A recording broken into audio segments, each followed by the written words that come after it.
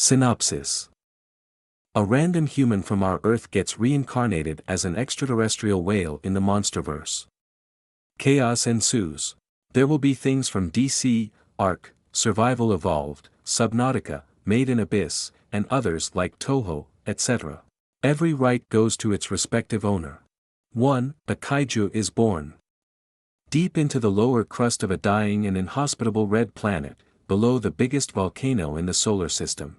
Also known as Olympus Mons, precisely in its gargantuan magma chamber covered with a multicolored glowing mix of what looked like moss and mycelium.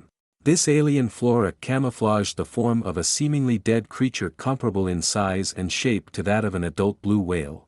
It is in fact alive. It is a newborn calf, the last remaining individual of its species.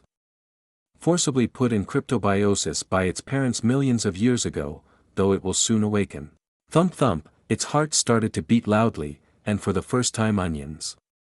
Rocks, sands, and flores started to float as if they defied gravity. They were promptly followed by the unconscious calf weighing multiple hundred tons.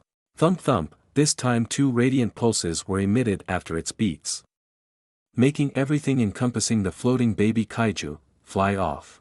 Its body was similar to that of a cetacean, but the comparison stopped here. It has on each side of its head at the front a closed eye accompanied by 6 pure golden lenses in 2 lines, similar in shape to compound eyes. It has behind and on each side of its head 2 sets of fins. It had 2 pairs of long flippers below these 3 sets of fins and 1 other set of the same but shorter flipper at the start of its tail. Said tail was flukeless, flesh things at the end of a whale tail, and was contoured by a membrane starting just between the front pair of flippers and ending in a spade-like shape after the end of the tail. The most remarkable feature wasn't its body configuration, no. It was how its bioluminescent skin was ever-changing in color in some parts, like the skin on its back and its ventral pleat, were practically transparent and if looked hard enough, its internal organ and bones could partially be seen to the naked eye. Particles and aura of different colors were also floating around its fins and flippers, adding to the supernatural nature and otherworldly aura of the beast. Hungry, I feel so hungry, and I also wait I feel weird, fucking good idea to go to a party and drink they said, you will have fun they said. I only got a hangover. The calf thought sluggishly and started to get confused when it didn't find its phone nor felt its fingers. He tried to yawn but only a mix of clicks, whistles, and deep melodic rumble was heard. It sounded like the mix of a whale and a lion. The calf decided to ignore it, for the moment. Must be sleep paralysis and my hangover that causes me to hallucinate, ye must be it. Makes sense, it didn't want to believe what was currently happening. It tried to move its 4 arms, it paused, it tried again. It wasn't supposed to have 4 flat elbowless arms, they were like flippers. Nor were its legs normally flipper. Nor was its human body supposed to be tapered and have a tail with a strange movable flap-like fin that also ranged over 3/4 of its body. No, no, no, no, what happened to my body? I'm a male human, I'm Nath Cetus, no my name is N. Illucitus. I'm Nathan. He paused, he didn't feel any panic even at mixing up his own name, he couldn't even if he wanted to, everything in his instincts told him he was fine and that forcibly calmed him down. He didn't know why it did but he was fine with that, he didn't want to have a mental breakdown. He got an idea, he will open his eyes, if he is in his room it was just the fault of alcohol and fatigue, he hoped it was really the case, he will be able to go back to his dull but stable life as a 27 years human office worker and it will just be a very bad experience. But if everything is real, well he will have to accept it, since it will be his life from now on. He opened his eyes, 2 golden glowing pupils. Everything was new and different. First, his vision didn't have the same angle as his human self, it felt strange and at the same time felt normal. He could see his body, it was as he expected but refused to accept it until now. He wasn't human in any way, shape or form and will never be again. He saw that he was in some sort of cave filled with glowing plants and that thing were floating around himself, as well as himself, and it felt normal even if it shocked him beyond belief. Things don't levitate like this. Bam, as he thought this, he felt as if he used a muscle he always had but never used and everything except himself fell to the ground, making red dust fly everywhere. So everything is real isn't it? I did die at that party, didn't I? I was drunk but not that much. I'm thankful I forgot how I died and reincarnated here as a whale dolphin epileptic alien, he thought, floating instinctively higher. The idea of his majestic body landing on the ground repulsed him, the innate pride of his species not bothering him in the slightest. He accepted his new reality incredibly fast. He couldn't help it, denying what was in front of his eyes and what he felt would lead to madness, and he liked his sanity and his human mind, at least what was left of it. He already felt new aspects he couldn't ever hope to even comprehend with a feeble human mind. That doesn't mean he appreciated the loss of his hands and nearly everything that made him what he was as Nathan. Well, now he was Calicitus, he knew it, as if it was inscribed in his very genes to call himself like this. It felt right. And he liked it. Lost in his own mind, he violently smashed through the hard basalt of the magma chamber ceiling like it was cardboard. He wasn't very fast, but he didn't understand how strong and truly massive he was. And he only felt a little bit of pain at the brutal collision. He grunted, his deep and musical voice echoing through the entire chamber, and he felt the cave map itself in his brain. It was an indescribable feeling, every nook and cranny of the cave that was slightly smaller than France recorded in his mind. He processed so much information as if it was nothing. Rumble, the whole chamber started to quake, pieces of stone already plummeting down in the darkness below. Its structure was fragile, millions of years of vegetation and erosion being the causes, and on top of that, he damaged an important piece of the chamber's structural integrity. It can still hold, but the calf didn't know this. Oh shit. I need a way out and fast, Calicitus thought, slightly panicking. He didn't want to die again, and being buried alive by billions of tons of rock wasn't really his plan. His 12 golden lenses started to shine and his fin started to shake. Space started to distort around him, the whole event taking 0.5 seconds, then everything in a 20-meter radius around him including himself got absorbed, followed by a loud crack, then that of the air filling the now empty space. Stone was perfectly cut at the space jump limit. Before starting to fall, the magma chamber now surely on its way to destruction. Calicitus reappeared 100 meters, 328 feet, higher than the surface of Mars, basalt, moss, and mycelium free-falling around him. "RAWR," he roared in exhilaration. It sounded at the start deep with multiple growls, and before going high-pitched then becoming deep again. He continued to sing like this for multiple minutes. It was his instincts. He strangely felt a bit gloomy when there wasn't any callback, but he shoved this feeling aside. He had superpowers. He teleported from what he assumed was deep underground, to the surface of a somewhat familiar landscape he had seen in his last life. But right now he wasn't thinking about that.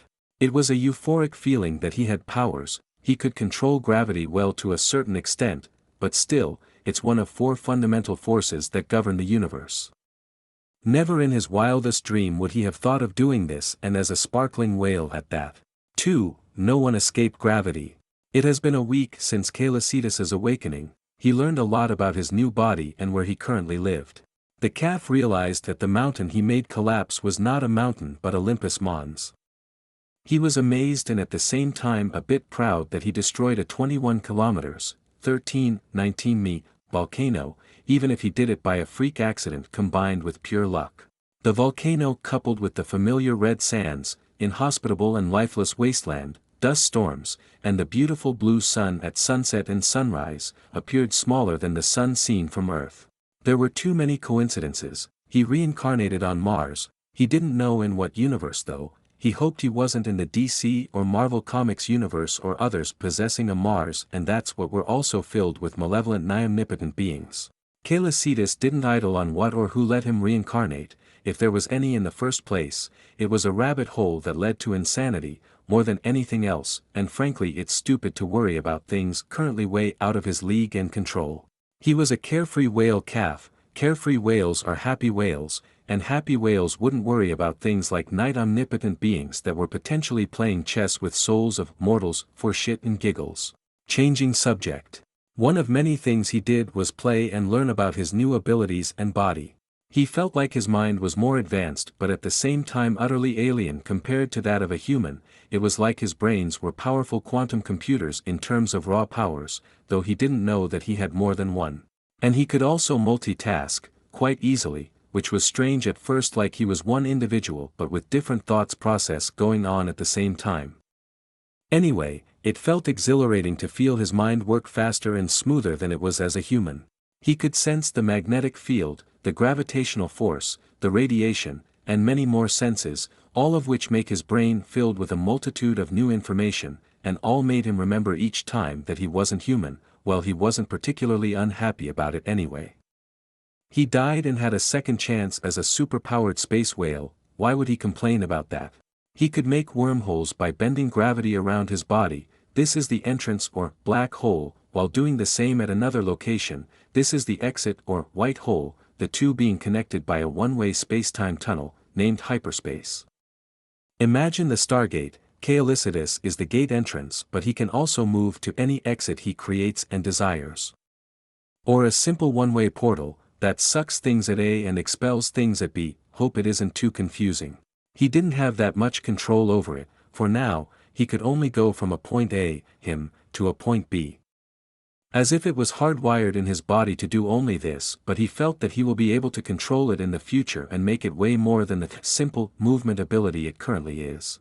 Nevertheless, he understood and felt that to make two connected and artificial mini wormholes, the quantity of calculation to do and raw power necessary is terrifying, to his past human point of view, but from his present space whale point of view it was normal. Showing how he changed in such a short time, and he let it happen, the body has an immense impact on the mind. For this very reason utilizing it is mentally and physically taxing, and it also has a kind of cooldown for his brain to, well, cool down. Furthermore, the less he knew about his destination the more taxing it became for him. One good thing is that distance has only a minor impact on its cost. And let's say that going in hyperspace for the first time was quite the trippy and unforgettable experience. That is why just after the space jumped and his minutes-long roaring singing, he was a bit drained and even hungrier than he already was. He felt the urge to float higher and higher, and that is exactly what he did. When he felt he was high enough, he opened his huge mouth. It was enough for his crystal-like baleen plates on his upper mandible to be noticeable. They were as thin as a hair, inflexible, sharper than obsidian, and 5 times more durable than diamond. Then he felt different unknown organs work up simultaneously in his belly and throat, and he started to swallow the air. The suction force was so strong that even an adult African elephant would have been sucked in, and the poor animal wouldn't have liked it, at all. Especially its meeting with the baleens. Kaelicitus didn't know this minor fact about his new dentition. Even when he played with his gigantic tongue against them, no cut or wound was made on it, since it was also covered by a similar material, but it was flexible and blunt. Thousands of tons of various gas, liquid, and particles around and in front of his rostrum started to get swallowed in his open maw. He felt everything go into multiple stomach-like organs, which felt a bit off at first. If we go past his disbelief at eating inorganic matter, and in such an inhuman way, it felt right and didn't taste bad. He continued to float around like this for the rest of the day. He periodically felt something similar to a sneeze, at which moment he stopped his feeding, unsealed his 2 blowholes at the top of his head, and blew for several minutes a bluish and bright mist seemingly full of strange energy. On another note, he noticed that he was more childish and playful. He also caught himself calling for his parents, at least this is how he interpreted it. Obviously no one replied to his call. It was a bit depressing. In his last life he lost his parents in a plane crash just one day before his 24th birthday. They were his last family members, so not having parents in this new life was just plain sad. However, those calls of his helped him comprehend that he was a baby, a calf to be exact. He knew a bit about whales, he loved the animals, and he always thought of them as majestic, beautiful, and at the same time powerful and graceful. Whales and cetaceans in general were extremely social and intelligent animals, and also very good mothers. It wouldn't be far-fetched that their luminous space and alien counterparts, his species, would have some similarities in behavior. He also noticed that during this week he grew, he didn't know by how much. His only tools of measurement are boulders, which he doesn't even know the size of. He was getting bigger and getting bigger every day, but by how much? He didn't have a fucking clue, and he didn't like being in the blind about his species. He didn't have a stupid system that gave him information about things and dictate his every move. This was real life for him, not some video game where everything is given to him on a platter. He needed to discover, test, learn and comprehend everything about his new self with his own hands or flippers in his case. He also played with his gravity control, first moving by levitation, literally swimming in the air. He freaking loved it. He could move however he wanted, direction, altitude, and down and up, all of them being meaningless to him, even if he was a bit slow compared to some bird of his past life. Though he was still faster than a regular car, and he couldn't stop his self-levitation since it was tied to his heartbeat, not that he would if he even could. Why would he do that in the first place? It was against all of his instincts. Caelicida's species stopped defying gravity when they died or entered cryptobiosis, which they essentially never do. The calf felt freer than a bird in the sky or a fish in the sea. It was just more in every aspect than the feeling of walking he remembered from his human life. He could also make things levitate by changing their weight, pulling, pushing, stopping, or augmenting, or creating gravity hold on them, for short, altering the gravity of an object and its surroundings. This resulted in a telekinesis-like power that could have the potential to do much more than that. The current problem was that he was like a baby learning to walk, talk and use his hand at the same time, while Caelicidas was literally a baby, so he was very clumsy and his control wonky at best, but he was getting better. Even with his superbrain, he won't master his gravitokinesis in 1 week, and to boot, he is a growing calf that spends most of his time eating and has problems controlling his power output. When you send a boulder to space or transform it into fine dust when you simply want to make them float just above the ground. You know your control isn't the best. But he still had fun, who wouldn't? He even saw one make a pretty firework in the sky. He continued to live his life like this. 5 years passed and he didn't even realize it. He ate, grew a lot. He reckoned he was 5 times the size he was when he woke up and 200 times heavier, 130 m or 426 feet long, and weighted more or less 40,000 t, and he was still growing. He never truly slept. Only one part of his brain would, and they would change each time. The calf didn't leave Mars. He didn't feel ready for it even now, but soon it will be the case. Not that he will be gone for long.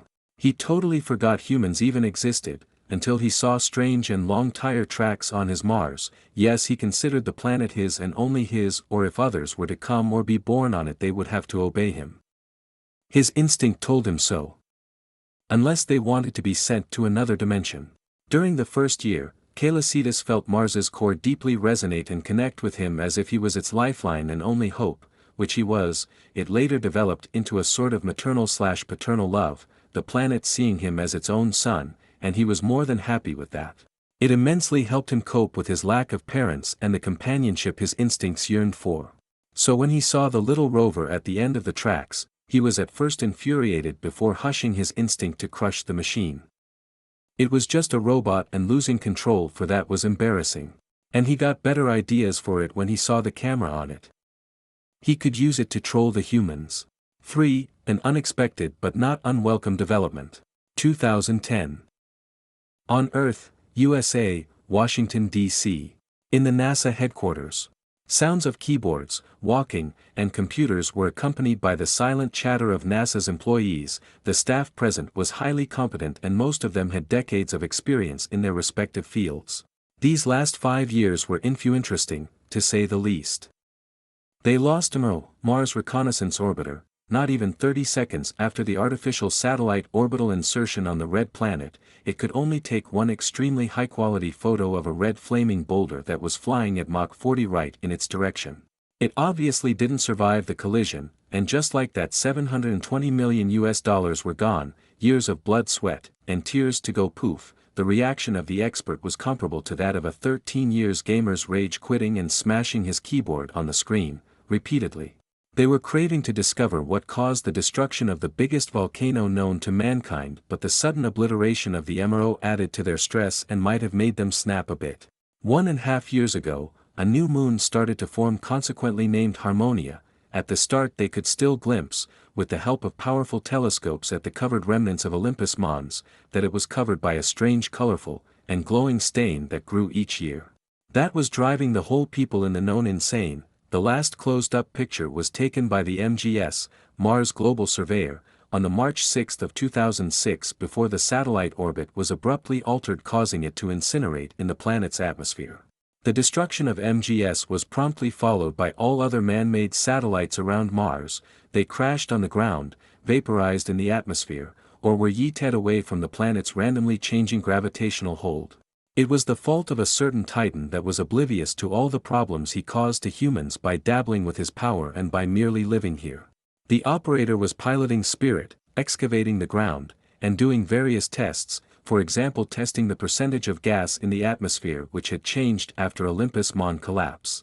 The CO2 quantity had decreased by 75%, the N2 level increased by 3,100%, the O2 level increased by 15,000%, and many more. When they discovered this, they were even more excited and also dissatisfied with the lack of data. They wanted more.